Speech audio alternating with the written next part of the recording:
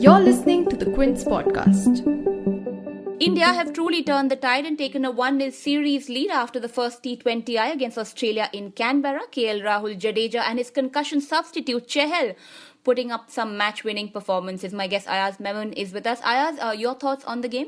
Well, I thought India fought extremely well on the field while bowling, defending what was actually a par score. It wasn't a low score, but it wasn't an intimidating score. 160 was thereabouts, was just about par. And I thought after the start that Australia got, 56 runs that Short and Finch put up, I thought this was a match that India was not or unlikely to win. And then things started turning around with Yuzvendra Chahal, who was not in the playing 11, coming in luckily for himself, unluckily for Jadeja, as a concussion substitute, and then he bowled quite remarkably actually to pick up 3 wickets, and he was the guy who turned things around first before T. Natarajan, the debutant, came on and finished off the match in India's favour. So if I have to pick 3 pivots in India's victory, it has to be Jadeja for the kind of finish that he provided to the innings, and then Chahal and Natarajan. So these are the 3 guys who were instrumental in ensuring an India win against, I thought, odds, because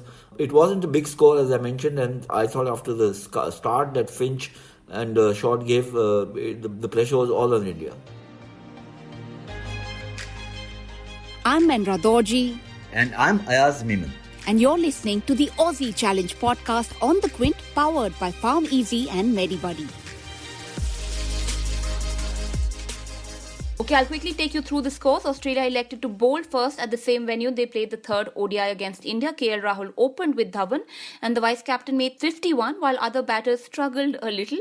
Dhawan was out on 1, Virat Kohli on 9, Sanju Samson on 23 and Hardik too managed just 16. India were 114 for 6 in 16.5 overs when Jadeja came in to bat and his 23 ball 44 helped get India to 161 for 7.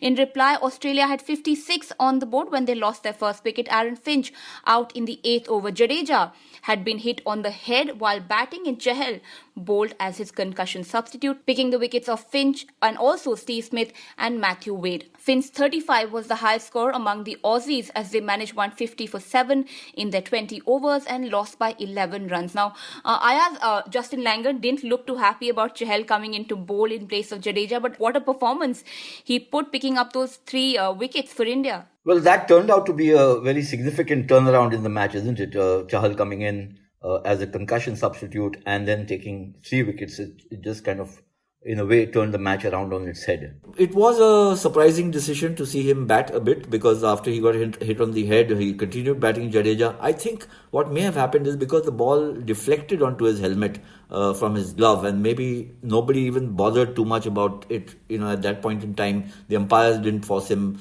back into the dugout and say, no, please go and get some tests done, etc., etc. And then after that, when he struggled off the field, I think, there's some smart thinking in the Indian dugout, knowing that Jadeja won't be on the field, and therefore there would be a bowler shot, and they pressed Chahal into the playing arena, so to speak. And Chahal is, I think Langer was quite upset, the coach, Australian coach, because he didn't fancy Chahal coming on to bowl instead of Jadeja, because Chahal has a very good record in T20 cricket, as we know, in white ball cricket, in fact, never mind how he didn't do well in the ODI series. So I think we haven't heard the last of it. There was a bit of tutu meme as we saw between him and match referee David Boone, but ultimately the call is the match referees. The only thing one can say is that somebody in the Indian think tank, whether it's Shastri or Kohli or anybody else, did some quick thinking and pressed the authorities for a concussion substitute at that time, which paid very rich dividends for India. Okay, now about the other Indian bowler who also picked up 3 wickets, T. Natarajan made his India debut in the last match and his T20 debut today. Got his cap from Bumrah, in fact, now picked up the wickets of Short, Maxwell and Stark.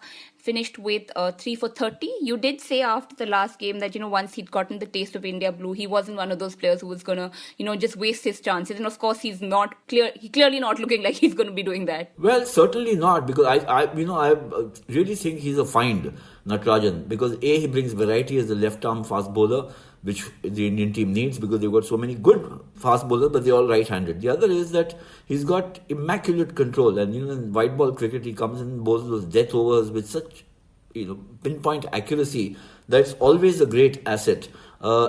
He was not in any of the squads. He had gone to Australia as 4 net practice bowlers, so to speak. I think somebody did some smart thinking in the team management and pushed him into the ODI squad, and then of course the T20 squad. He was in the T20 squad. But I think he's great value. I think we have just started to hear of T. Natarajan. I think we'll hear more and more of him as time passes. Obviously, he'll have to work on a few things like his batting and his fielding, perhaps get a little sharper in the field. But where bowling is concerned, he's already, in my opinion, he looks to be a top-notcher. Okay, Ravindra Jadeja, batting in the ODI series was great, of course, and now in this game as well. I'm sure you followed his career a lot. What did he start as, Ayaz? Did he start as a bowling? I mean, when he started as an all-rounder, was he known more as a bowling all-rounder or as a batting all-rounder? Well, in domestic cricket and for Saurashtra, for whom he plays, he's actually got a couple of triple centuries to his credit in the Ranji Trophy. And it's not like last year or, in the last 18 months. This has happened 4, 5, 6 years ago. So even earlier, he's shown his prowess with the bat. When he got into the Indian team, it was primarily as a bowler, not as a batsman. So he was a bowling all-rounder, not a batting all-rounder. But I think, over a period of time, he's realized, and this is interesting because the first preferred all-rounder was Ravichandran Ashwin.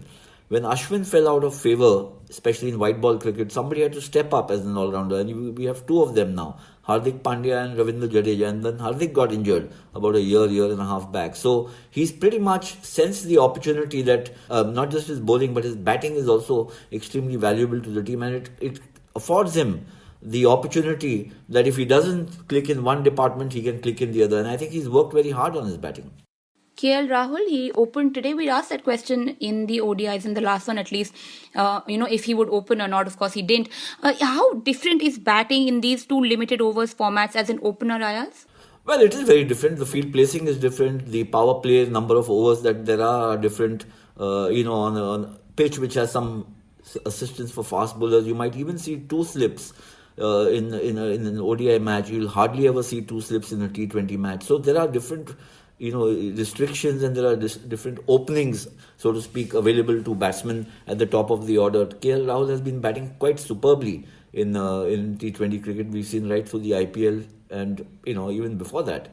So, in my opinion, again, I was one of those who believed he should have opened even in the ODIs, but that didn't happen. However, in T20, there was no question of not opening with him. And giving a right-left combo with Shikhar Dhawan, India that kind of advantage. Shikhar Dhawan didn't click today, but the thinking is right.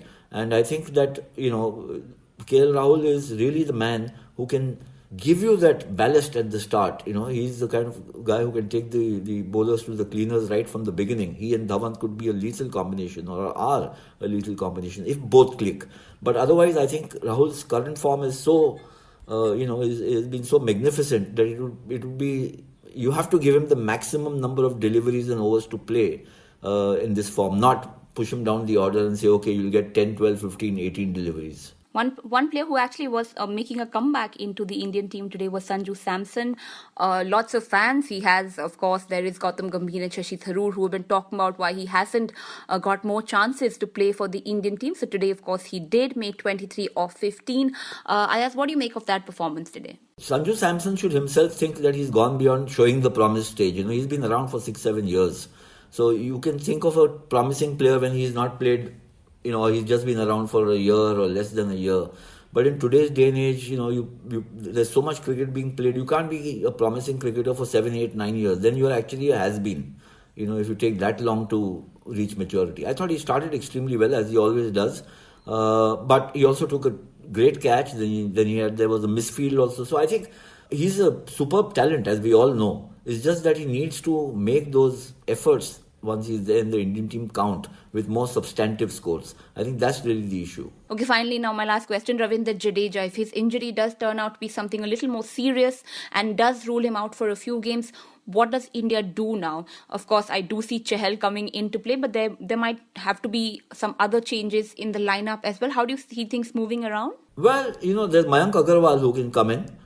He's been one of those who made a lot of runs in the IPL, but again, as an opener, there are many. The options are there. So somebody like Ajinkya Rahane who is part of the squad because you can interchange players. He's been selected for the test squad, but he's available. So, I don't think that the batting options are an issue. I think it's the bowling which would be the issue, because with Jadeja there, you don't need to pick two spinners. You need to pick only one spinner and you get a batsman also. I think if he's not playing, then the issue will be that who will also be your other spinner apart from Washington Sundar. It could be Chahal, but then you're a batsman short. So that's really the fix and the dilemma that the Indian think tank will face. Okay, thank you so much for joining us, Ayaz. Thank you, Minda. And thank you all for listening to the Aussie Challenge podcast with Ayaz Memon on the Quint, powered by Farm Easy, India's largest online pharmacy, and MediBuddy. Thanks for listening. Log on to the Quint's website and check out our other podcasts.